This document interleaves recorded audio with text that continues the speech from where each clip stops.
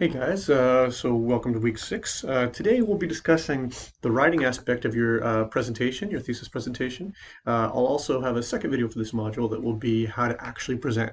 Um, and I know a lot of it might seem a little self-explanatory. Some of you might be just natural presenters and know how to organize your slides and things like that, where others of you might, this might be the most daunting aspect of the thesis process, especially public speaking is really just not your thing.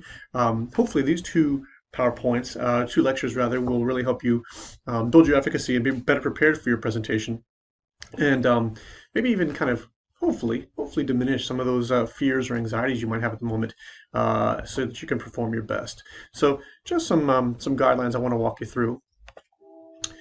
So things to consider, and these are foundational, and I'm going to repeat these in the next PowerPoint because I cannot tell you how important it is that you remember these components here. Okay, so first and foremost, you are the expert. Okay, I want you to put that in your brain, and everything you say and do in these presentations, whether it be writing the presentation or actually delivering the presentation to your committee, is based on this understanding that you are the expert on this subject. All right, your committee is there just to learn. We want to know more about that topic because you know more than all of us, right? And I think that might be a difficult transition mentally for a lot of students because you go to university and for the most part you expect your professors to know more than you, right? That's part of the process. Um, but in this case, you have to view yourself as the expert because your committee is going to be viewing you as the expert. Okay, so hopefully that'll already start to build some of that efficacy. Is okay. I know more about this topic than anyone in the room, right? And it doesn't mean in a boastful way. It just means you have, I'm trying to think how to describe it. You run the show. You run the show. We are learning from you. So that in many ways, the roles are reversed. The professors that usually do the teaching are now the ones who are doing the learning. Right? Second point, also foundational. Hopefully, I'll build the efficacy in there. Your committee wants you to be successful. This is not some sort of Spanish Inquisition. We're not like, oh, you know what? No, this is another one that deserves to fail and never should have been in school and doesn't deserve a master's degree. Not at all. Your committee wants you to be successful. And while it might be daunting to have three people sitting there listening to what you're saying and evaluating the quality of your work so far, their mindset is not, oh, we're looking for what you did wrong. Their mindset is more, these are all the things she did right or he did right. Okay? So kind of just, once again, put it in there because I think many people don't understand this component. They're like, oh, they're just waiting for me to fail. Not at all. I've been on dozens and dozens of committees at the master's and doctorate level, and I always want my students to be successful. Even if there's a lot of flaws in what they've done, okay, let's build on those, let's correct those, and let's move forward so that the final product can be that much better, right? And that kind of corresponds to the bottom bullet point here too, is that the proposal is a very formative exercise. It has a very formative or foundational purpose to it in that we want to see where you are with your work now so that it can be built up and improved and really represent the culmination of what you've learned and what you're capable of doing. So this is especially the proposal aspect. This is more of a here's where it is. How can I do better? And you and your committee form kind of an alliance in how to make the work the best it can be. Okay, so just put those in there. And I know it's hard sometimes to hear because you think, wait, I'm the expert. I'm not really used to being the expert at a university setting. You might be an expert at your job or at home, but this might be your first time to think, I'm the expert among an academic circle. So kind of put these in here, and hopefully that'll allay some of the fears and build some of that efficacy. So some basic guidelines, and I'm putting very broad guidelines on here. Of course, you can look into the course itself for more specific guidelines. And I usually tell students 10 to 15 slides, depending on what you're covering and the depth you go into and even your presentation style. Some students might do very well with just 10 slides. Others might really need 15 to get their points across and everything like that. If you go a little bit over 15, that's okay. If you start to get past 20, then we might want to think about cutting it back because as the fourth little icon indicates, you've only got about 20 minutes anyway. So, that's leaving you about a minute per slide. So, once again, it's up to you. Presentation styles differ a great deal. So, yeah, if it's 20 slides, it's 20 slides. That's just what it is, right? I share these ideas with you because these are some of the very basic first things that I look for as a committee member or as a committee chair, right? Do they have enough content, right? Well, that would be the 10 to 15 slides. The 20 minutes long, do they know their content well enough to provide I don't want to say lengthy, 20 minutes isn't lengthy, but a substantial overview of what they're doing, right? The second little icon here. I don't even know what to call these things. Icons, I guess? I don't know. They're not really bullet points anymore. Icon here, thoroughly proofread or thoroughly proofread, whatever you want to say. This cannot have any superficial errors. And when I say cannot, it is in your best interest for there to be no errors in your PowerPoint. The presentation, you might misspeak or stumble a little bit. It happens to the best of us, right? But you can't have any errors in your presentation. So you need to proofread it, and then proofread it 2 more times, right? Have your friend proofread it, have your mom proofread it, have your dog proofread it. I actually recommend that students present it to multiple different audiences. Actually, in fact, there's a PowerPoint that talks about how you should present to your dog, to your friend, and then to like a professor or somebody like that, because it's going to help you pick out different errors. Picture this, you're sitting there and you're presenting and your committee is listening and very enthralled by what you're saying, and as you're going through your PowerPoint, there's a typo, right? Or a spacing issue, or it just doesn't look well presented, it doesn't come together well. Immediately, that's going to make your committee think more could have been done, right? So if you think of this presentation as just the tip of the iceberg, it's just the very, very top, 10,000-foot view of what you're doing, right? There cannot be any visible mistakes. And I'm not trying to make you nervous or make you sweat or whatever like this, but I'm just being very honest. That's going to create a little question mark in your committee's mind of, okay, well, how thoroughly did they go through all of this?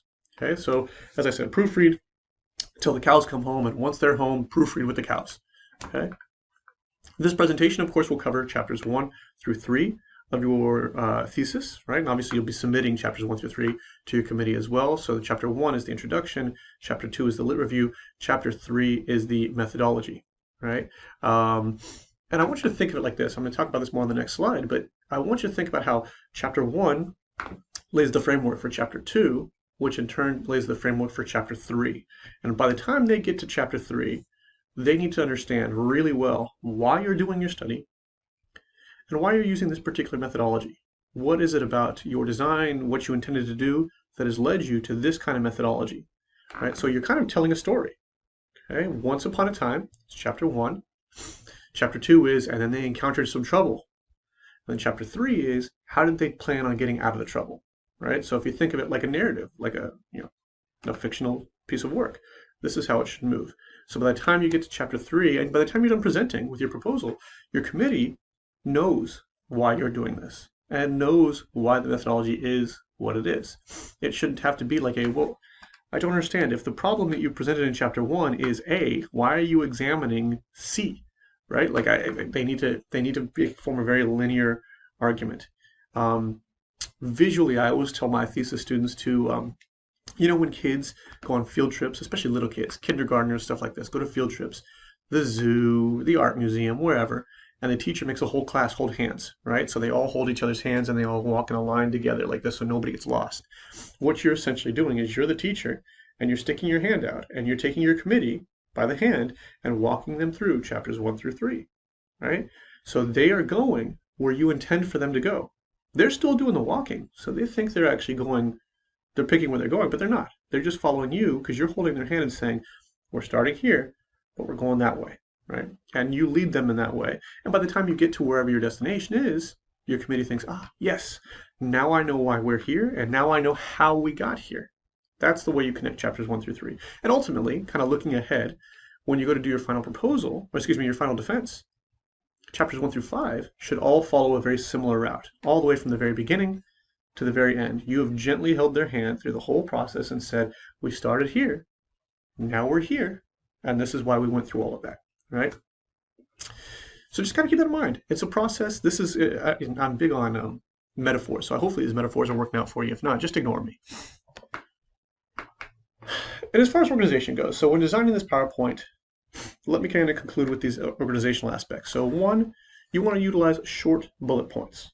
These slides do not need to have big old paragraphs on it at all. I would really, really advise against it. Short, single sentence bullet points, right? Maybe even phrases.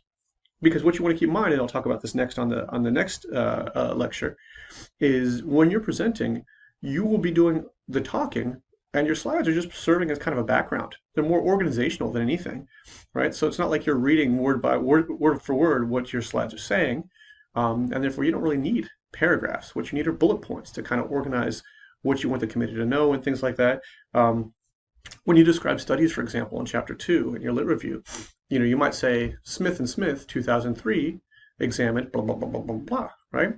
Well, don't tell me about the whole study. I don't need to know about that whole study. Don't write a paragraph about the study. That's not where this belongs. Put it in your lit review if you want. But in the slides, give me only the necessary detail. What do I, as I sit here, need to know about the Smith and Smith study of 2003, right? Only necessary detail. Don't tell me, their background or their da-da-da. No, get to the point. And this is why our short bullet points are so important. You've got 20 minutes. You got to tell me just what I need to know. And obviously, you're making a cogent argument. All this has to come together. I mentioned this on the previous slide. This is you're taking us from point A to point Z with all of these little stops in between. But we need to follow this. We need to see how this path goes, right? If you've ever built any IKEA furniture, for example, right? Sometimes you'll look at picture 3 for what you're supposed to do, and then you'll look at picture 4 for what you're supposed to do after that, and you're like, well, how do I go from this to this? How does that even happen? We don't want that. When you're presenting, it needs to be, oh yes, okay, so we did this, and then we moved to this, and then we moved to this. It needs to be very linear and very cogent, right? It needs to come together in a way that leaves your committee thinking, ah, yes, of course, right? Because the more, aha, yes, I see now, then they're going to think you're an expert, right? Wow, how brilliant of a teacher, how brilliant of a researcher you are, because I understand now. I didn't before, but now I understand the who, the what, and the why of your thesis. And that is how you have a very successful proposal with minimal stress and maximum benefits.